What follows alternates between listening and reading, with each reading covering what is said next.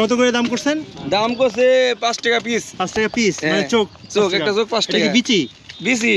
ও বিচি, কি তালের বিচি তো? তালের বিচি। আচ্ছা আচ্ছা, এর ভিতরে রস আছে, পানি আছে, অনেক মিষ্টি, অনেক সুন্দর লাগে। এত মজা বিচি, এত সুন্দর মজা।